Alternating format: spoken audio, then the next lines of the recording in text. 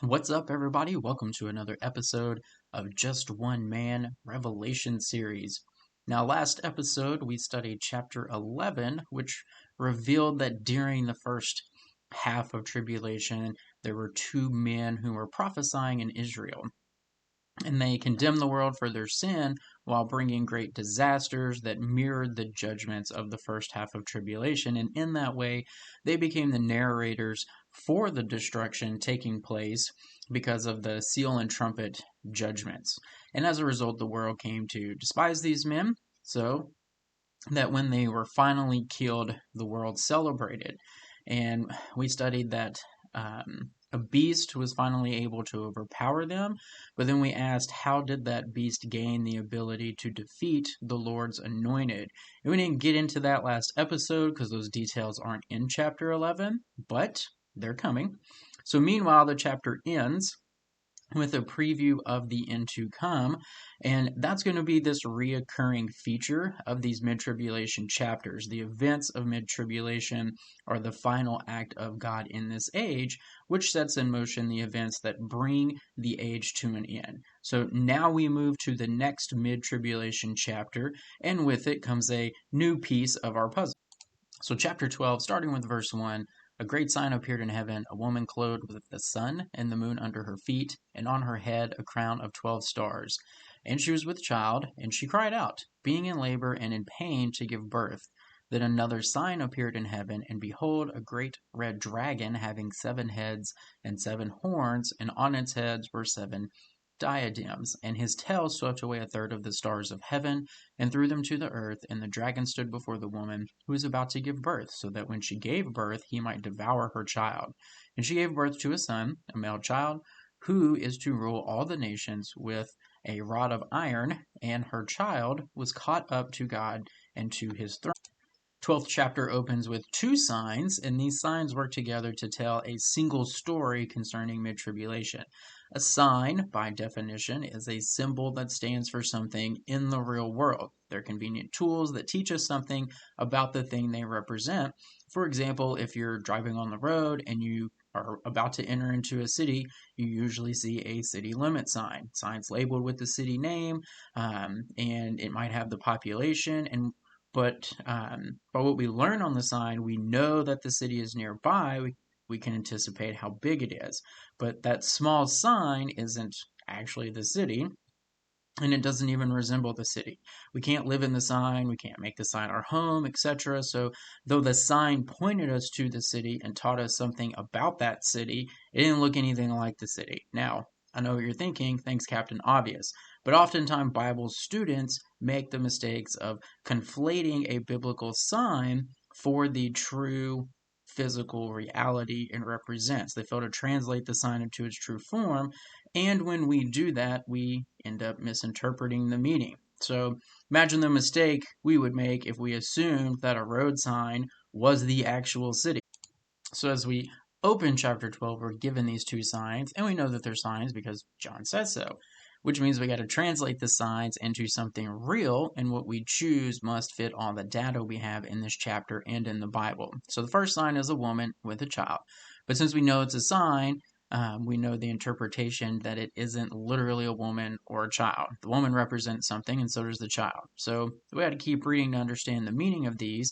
In verse 5, we're told that the child is a son who will rule all the nations with a rod of iron.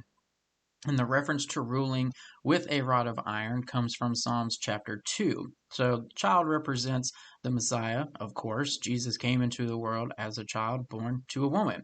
But notice the sign concludes with the child in heaven on his throne. So the child doesn't represent baby Jesus. Jesus doesn't sit on a throne and rule as a child. It refers to Jesus the Messiah, destined to rule as king over the nations and seated on his throne in heaven, awaiting.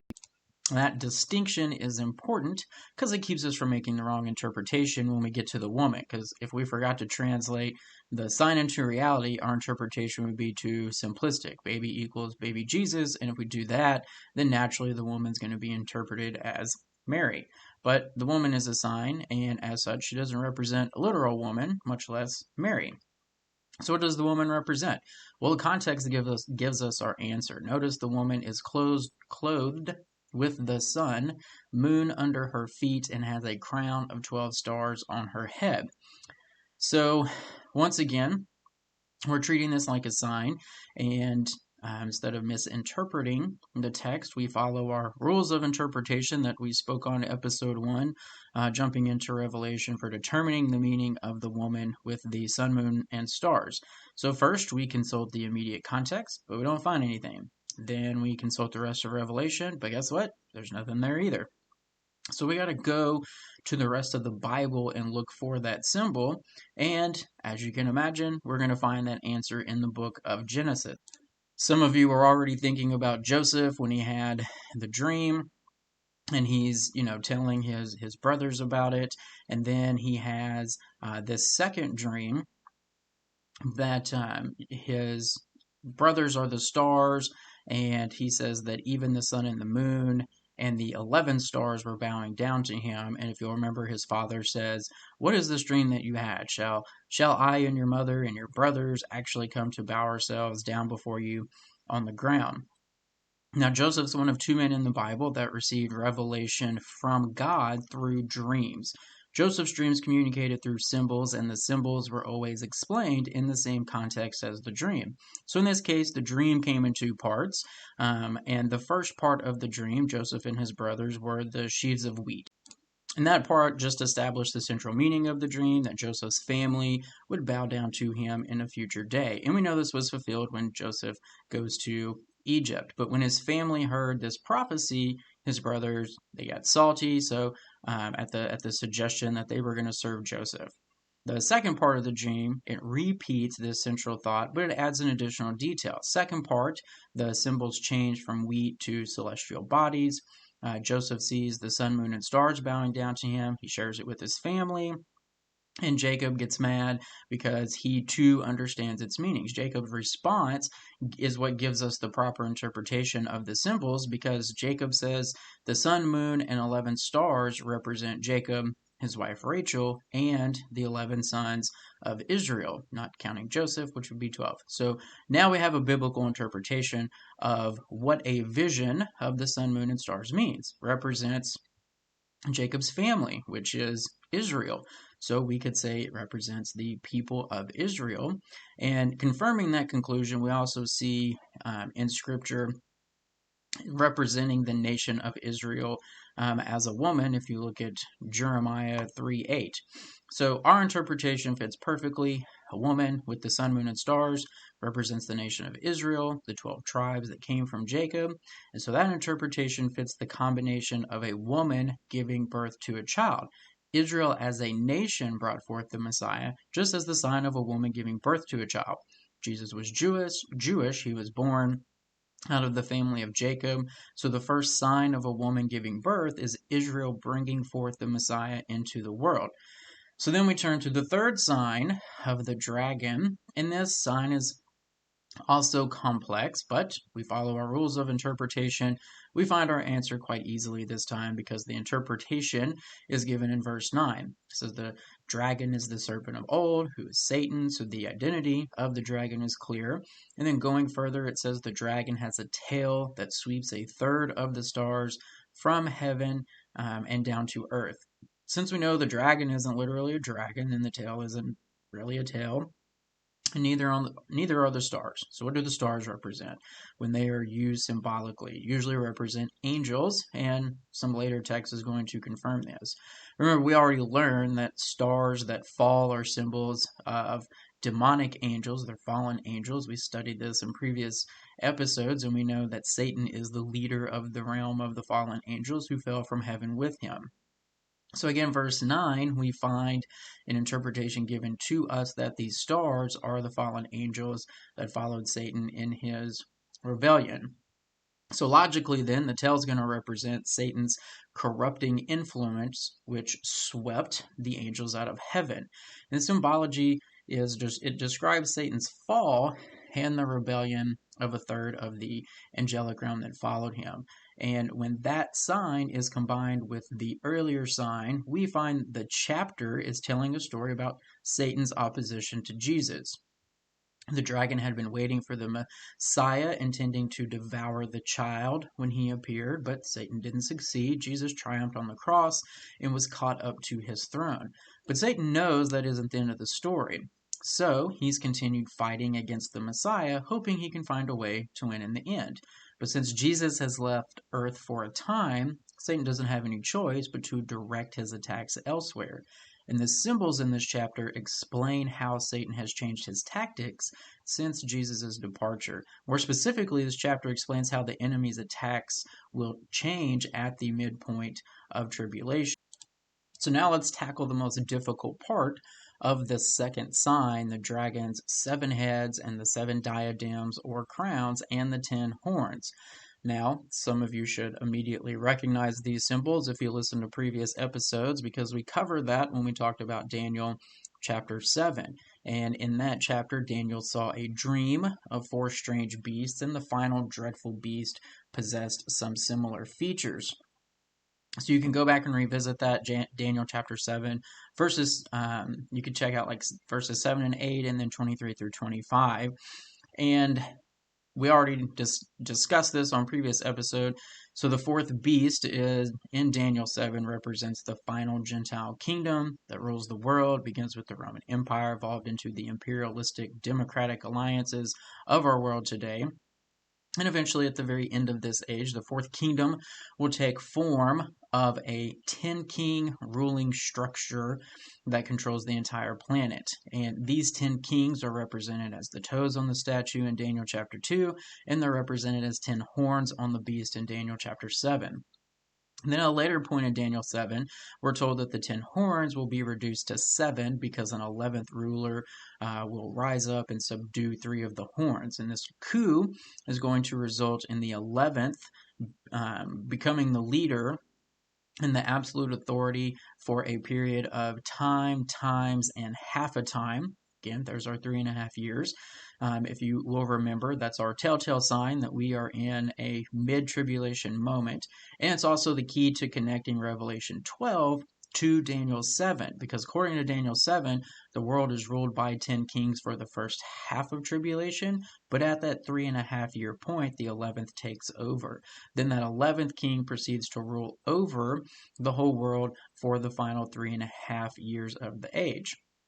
Now, we'll get into this on whenever we take a look at chapter 13, but for now, let's jump back to Revelation 12, apply what we just learned to interpreting the meaning of the dragon's features.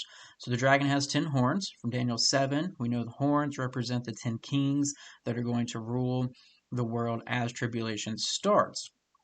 And then Daniel 7 also tells us by the time we get to the midpoint, we only have 7 kings ruling the world plus the Antichrist.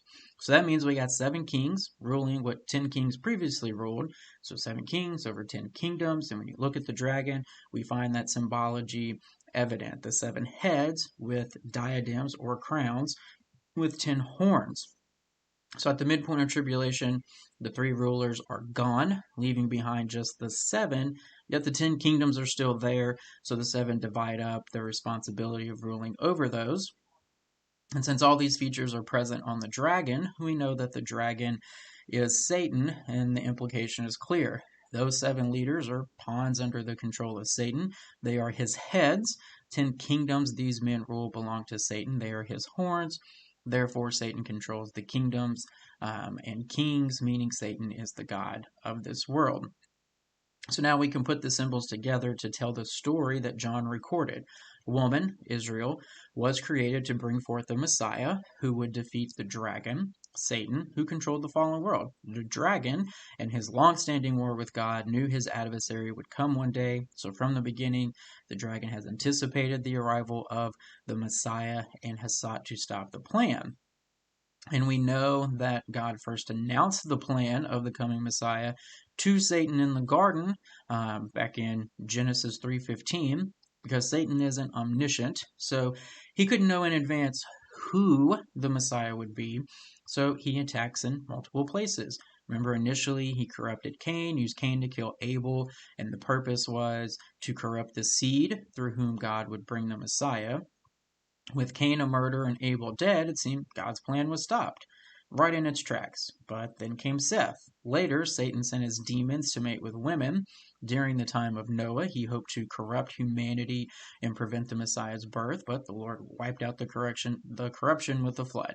And the story of the Bible is a story of God working to fulfill his promises of a Messiah while the enemy worked in to oppose that plan. So along the way, Satan has attacked everything and everyone who seems to him to be important to God's plan.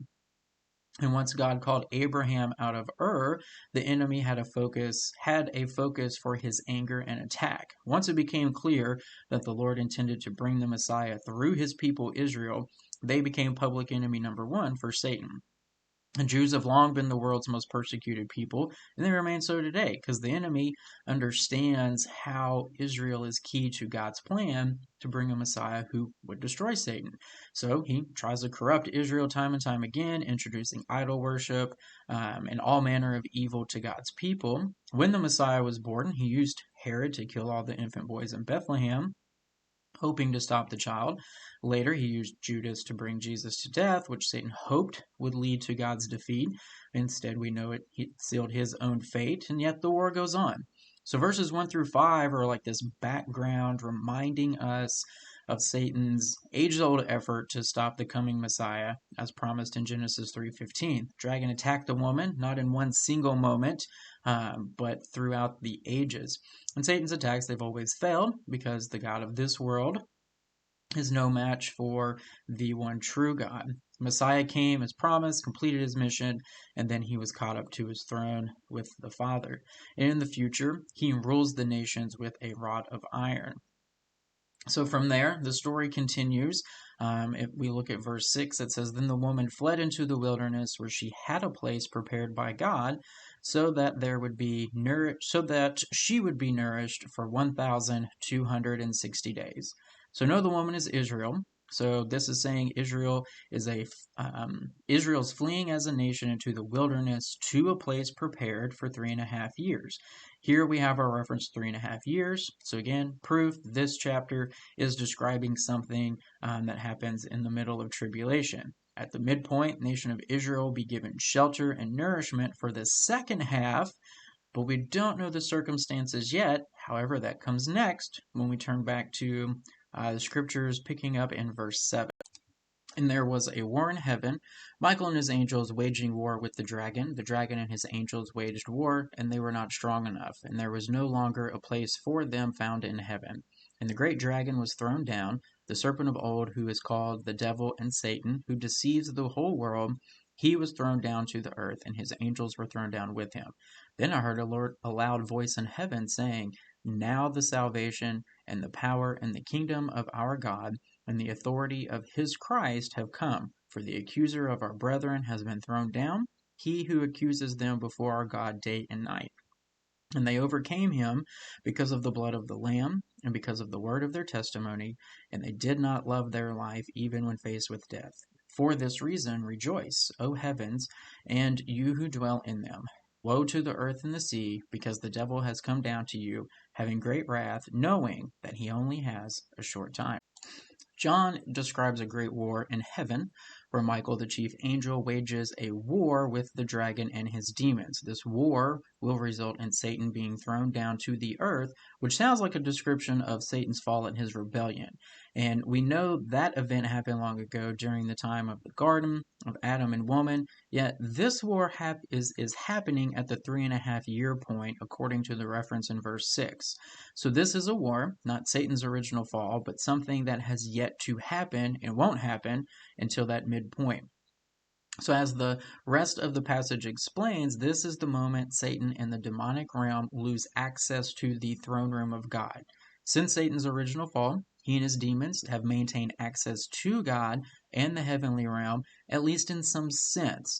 Because notice in verse 10, John says that Satan is the accuser of the brethren who accuses us of our sin before God day and night. And other scripture confirms this. We go back to Job.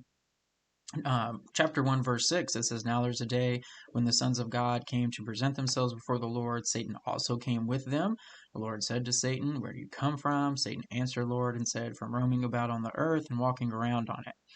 So imagine Every time you sin, you give Satan something to declare before God, who must defend his assignment of grace. But at mid-tribulation, all that changes. And for the first time in history, the enemy is forever barred from heaven. At that point, the angel Michael and the other angels wage a war against Satan and his angels. The sense is that Michael initiates the war, selecting the timing to fit God's plan. And when the war takes place, good guys win, Satan and his demons kicked out of heaven and down to earth. So up until this point, Satan's dominion has been the earth, but since he's had this access to heaven, he hasn't really felt defeated. He can roam back and forth between heaven and earth, as Job 1 taught us, and that allowed Satan to remain self-deceived about his chances for success in his battle against God. He may have lost the privileged position as the covering cherub, but he was, he still was free to access the area. But then in verse 10, John hears a declaration from heaven that the kingdom of Christ is now ready to appear because the rule of Satan is ending. That declaration, together with Satan's expulsion from heaven, puts Satan on alert that the end he has always feared has come, and the heavens will celebrate his impending doom and the arrival of the Lord's kingdom on earth. Heaven's going to be glad to be rid of him. And remember, we're going to be there, so guess what? You'll get to share in that joy. We will have experienced his presence in the throne room and will watch him at work accusing the brethren. And we will be cheering as well when we see Michael kick him out. But that probably raises another question for everybody. We got to ask, well, why didn't God just do this a long time ago? Why has God been so patient and continues to be patient even now, allowing Satan this access? Grace, in a word, grace to the world, because to have removed his access earlier would have brought his response earlier. Verses 11 and 12, Satan's expulsion from heaven puts him on notice that his time is running out. And when he understands that when God bars him from heaven, the end of his reign on earth is approaching, and it causes him to respond like a cornered animal fighting for his life. His rage and fear drive him to lash out against anyone who is aligned with God. And now that Satan is confined to earth, he is limited to taking out his anger in that realm. So the heavens declare woe to the earth. The earth will suffer greatly at having an angry Satan confined there, and specifically, Satan's enemies suffer greatly. Had the Lord sent him out of heaven earlier, then heaven would have certainly been better off, but the earth would have been much worse. The saints have always endured Satan's attacks, but had he lost access to heaven earlier, those attacks would have been much worse. So why does God take the step now? Why subject the earth to even 3.5 years of Satan's wrath? Well, that's because the Lord wants Satan to play an important role in the events that end tribulation, and in order to get him to play his part as planned, he must confine Satan to earth. So, God is waiting to bar Satan from heaven until this mid-tribulation point, because he knows that taking that step will bring great misery to the earth. So the effect of Satan's expulsion will be to provoke him to great anger and ruthless attacks against those who are aligned with God. Obviously, that rage will come against those who believe in Jesus, resulting in the martyrdom of most tribulation saints. But not only will believers be martyred, but also those Jews who remain faithful to God, to the God of Israel. And in particular, the enemy takes his anger against Israel, and that's why the chapter opened with the sign of the woman and the dragon. Enemies always opposed Israel because Israel plays a central role, God's plan for the Messiah. And now at this point, his vitriol against Israel reaches new heights, which is why the Lord makes a provision for Israel to ensure the nation isn't wiped out by his rampage. So we saw in verse 6, it said, the woman flees into the desert to escape the rage for 1,260 days. So what is this provision for safety that Israel enjoys for the second half? Well, let's go back to verse 13. When the dragon saw that he was thrown down to the earth, he persecuted the woman who gave birth to the male child. But the 2 wings of the great eagle were given to the woman, so that she could fly into the wilderness to her place, where she was nourished for a time, times, and half a time, from the presence of the serpent. And the serpent poured water like a river out of his mouth after the woman, so that he might cause her to be swept away with the flood. But the earth helped the woman. Earth opened its mouth and drank up the river, which the dragon poured out of his mouth. So after his expulsion from heaven, he goes after Israel, because he goes after anyone who he perceives as his enemy.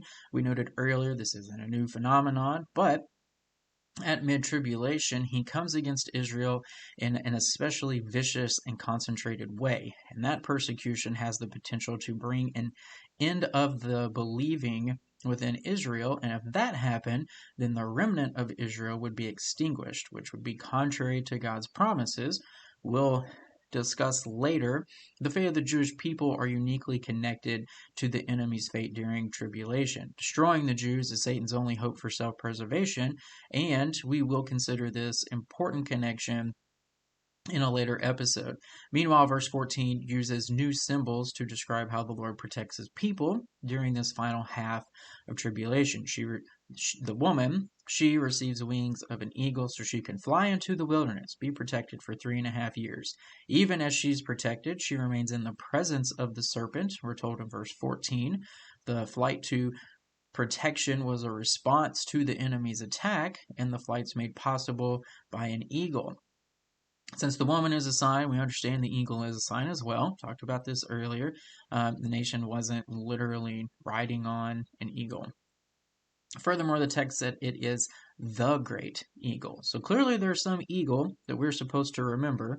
And sure enough, if we look elsewhere in the Bible to find a reference to eagle's wings carrying Israel, you can probably guess where we're going to find one. In Exodus. The last time Israel fled into the wilderness to avoid danger was the Exodus account, and in that account the Lord brought them to safely.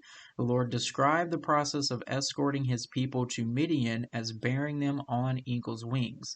So the symbology is a picture of the Lord's supernatural ability to protect his people in a wilderness journey. Here, God uses the same sign in a very similar context, so we must understand that God will grant Israel a supernatural escape.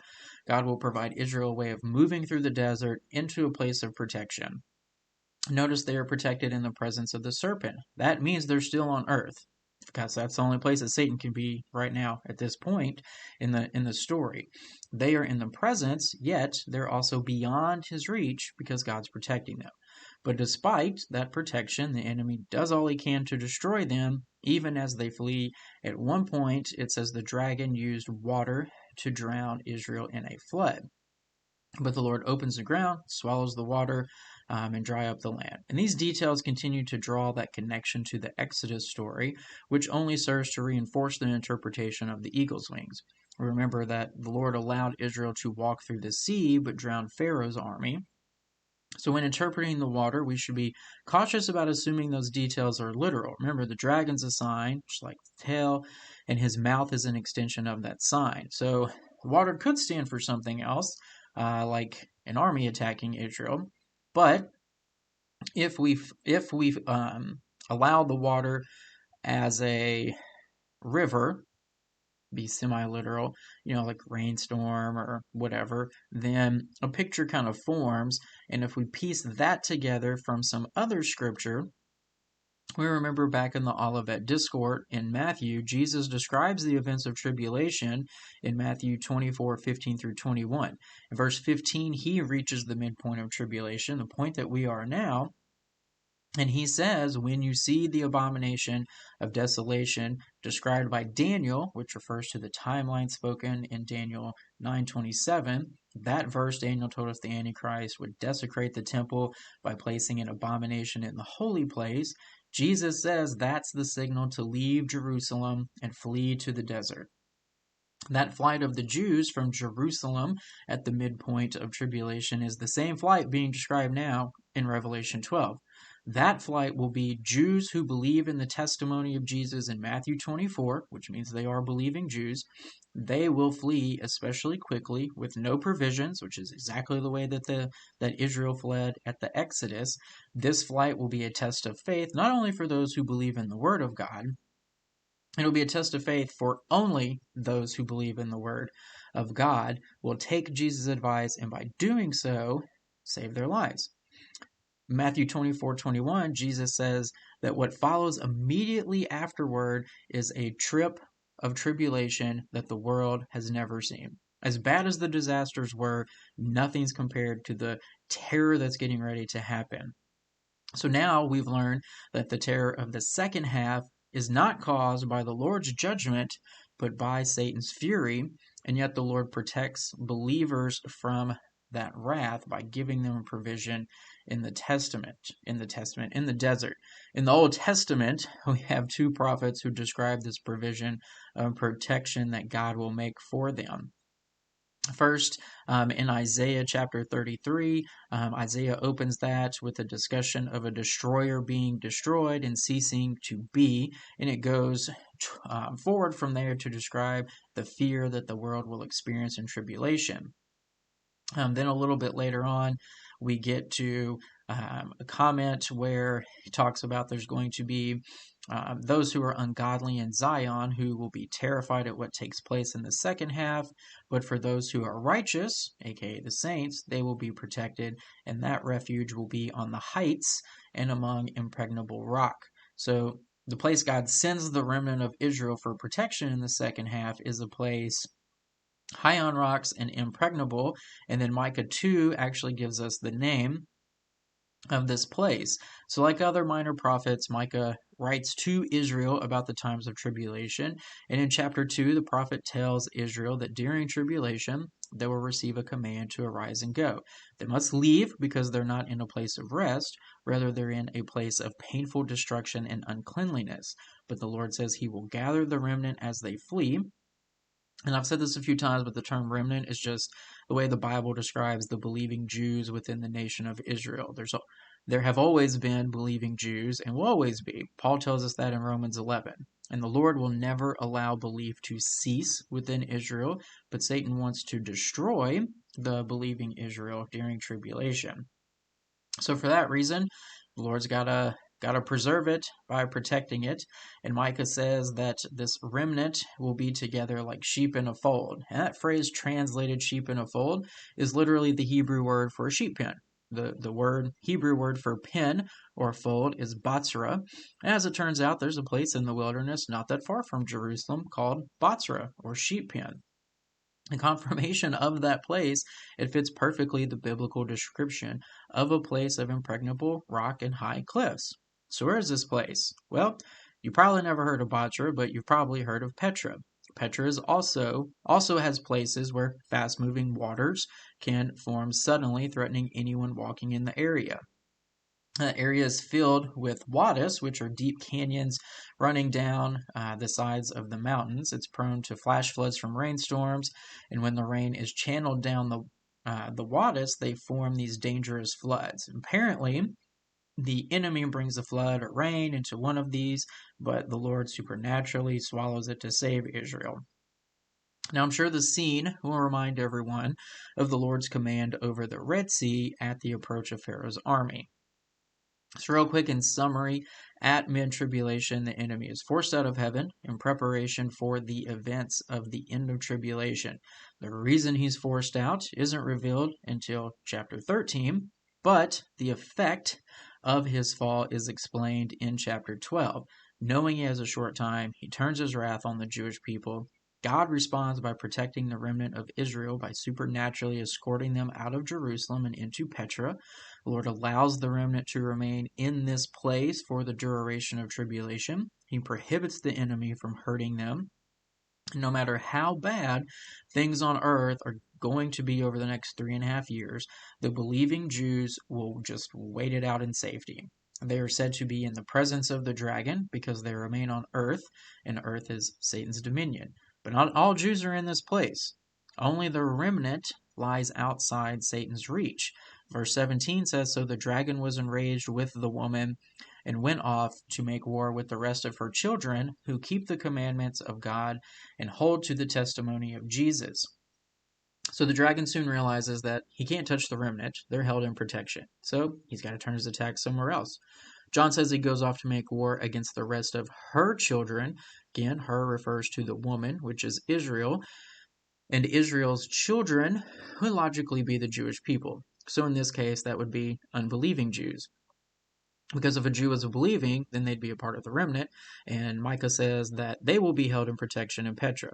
So those who are outside Petra are the unbelieving Jews, which means that they hold on to the law and the traditions that were before. They haven't received Jesus as the Messiah.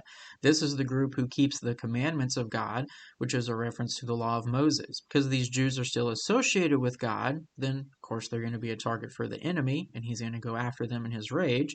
But notice that John also mentions those who hold the testimony of Jesus. Clearly, this is a reference to believers. And yet, if a Jew was believing, then they'd be a part of the remnant. So if they are a part of the remnant, they'll be in safety in Petra. So that means we're looking at two different groups who are the children of Israel. First group are unbelieving Jews, and the second group are believing Gentiles. They are not being targeted by Satan for being a Jew.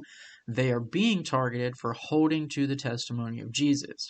So then the second half of tribulation, Satan goes on this all-out war against any Jew or a believing Gentile that he can get his hands on. They will be persecuted. Most of them will be martyred, as we will cover in a later episode. And this all-out war on Jews and believers is one of the major consequences of the mid-tribulation points. And it comes as a result of Satan's expulsion from heaven. But we still need to know why. We've studied the effect. And so next time on Just One Man. Thanks so much for listening. You can follow me on Instagram at okayestbrandon or on Twitter at brandontubbs24, and we will see you next week.